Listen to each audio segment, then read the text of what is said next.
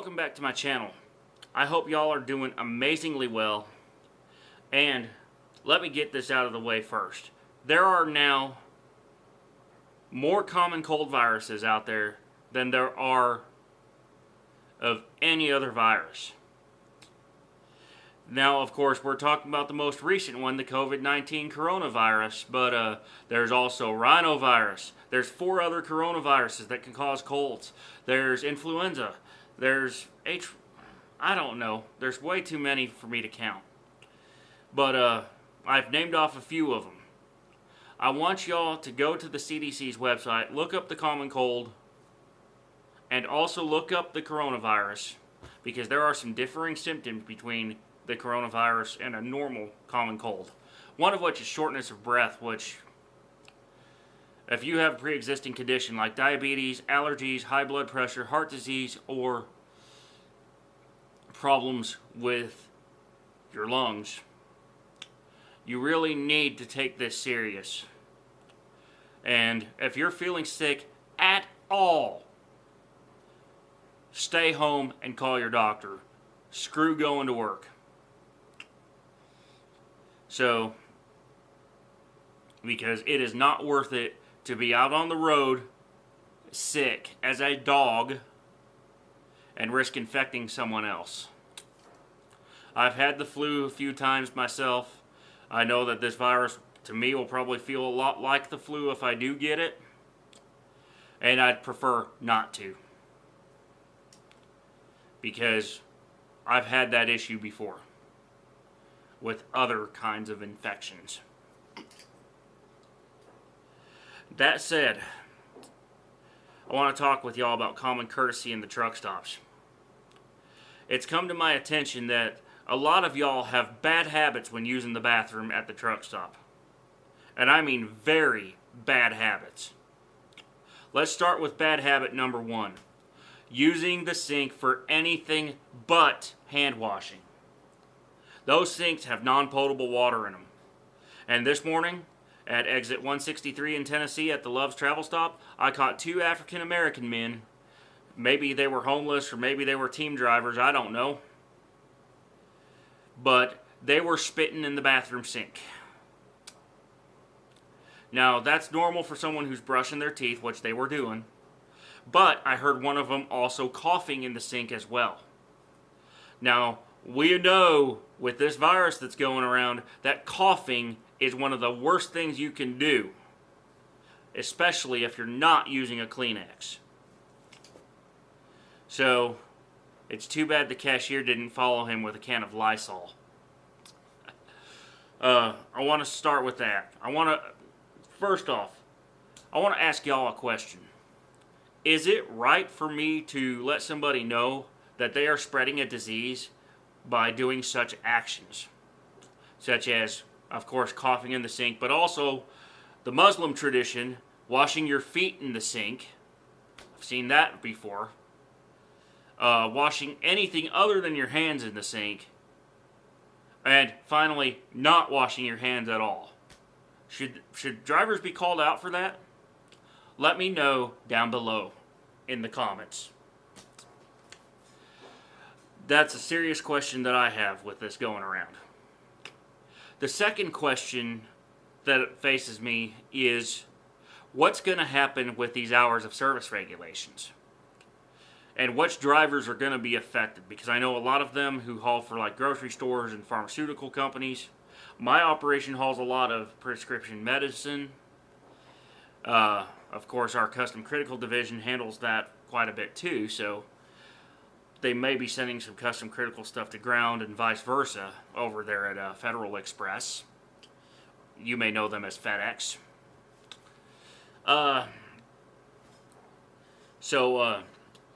going to find out the fate of my run sometime in the next couple days. If it's going to be off for 2 weeks, or if it's going to be that we're under the emergency supply exception, or if it's just going to continue as normal. I really want y'all to be prepared, though, just in case anything happens. So, if you are a trucker and you're going to be supplying the stores with food and with medicine, etc., Note that number one, there's going to be extended shipping and receiving hours because the stores will be closed. This is good for you because this means that they will try to offload your truck quicker. They'll try to get the supplies into the stores quicker and get them out to you. Number two, your hours of service are going to be exempt. What that means is that there will be some owner-operators running without ELDs and without, just on the good old paper logbooks. Especially if they have older trucks that are prior to 1994.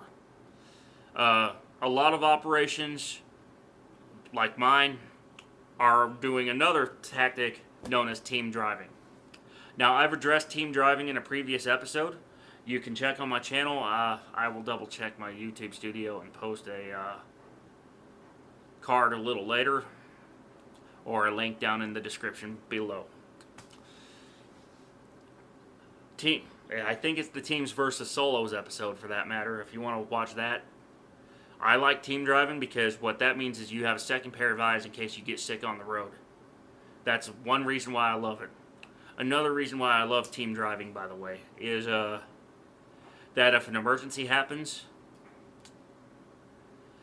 that you have two guys who have one who might have expertise in a different area than another. And I ended up saving my co-driver 3 times in the past 2 weeks. 2 times from flat tires, and a 3rd time from an air leak. Now, the 2 flat tires happened while I was on duty, the air leak happened while he was, and in all 3 cases, they were caused by potholes, which, by the way, we hate those. 2 of which were hiding debris, and 1 of which was just bad enough to puncture a tire.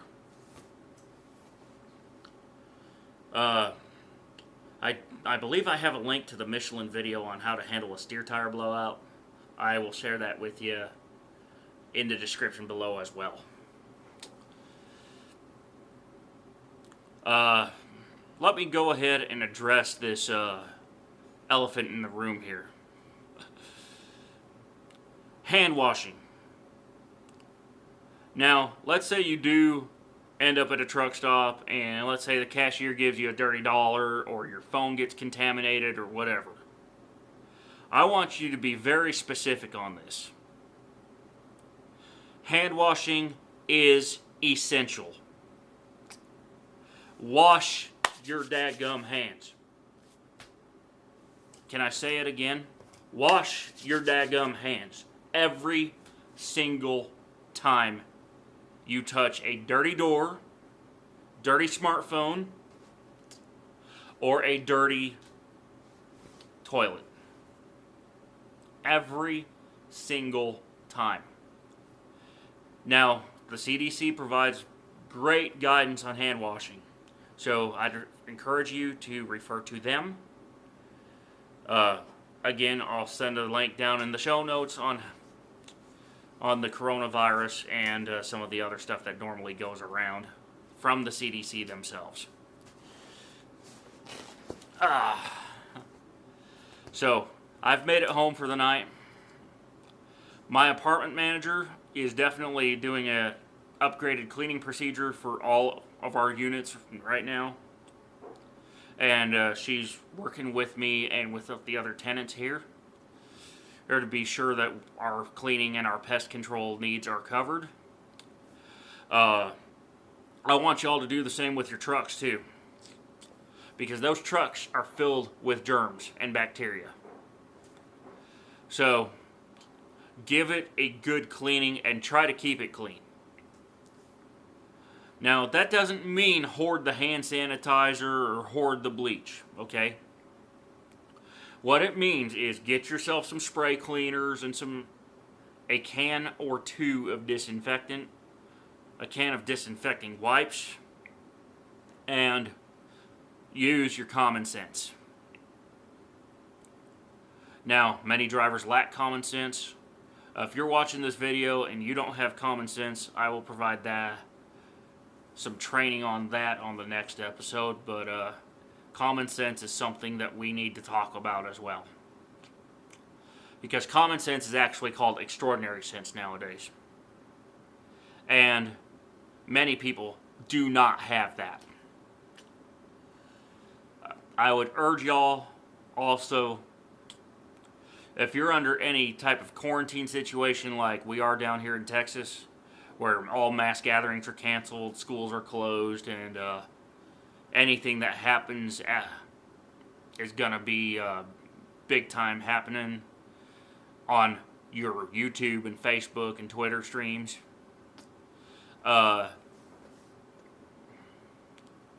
Just to let you know, I want you to follow your orders of your local officials. So if they tell you to stay home, stay home. Screw going to work. If they tell you no crowds, definitely follow the plan. If your church tomorrow morning or this coming morning, depending on when you get this episode, offers a Facebook live stream or something similar that's technology based, I would encourage you to use it. And please, whatever you do, pray for anybody who's being affected by the virus. Now, let's stay healthy, let's stay safe, and until next time, let's make your best trip your next trip. Bye for now, and I'll see you on the next episode, which will likely be coming out tomorrow. Adios.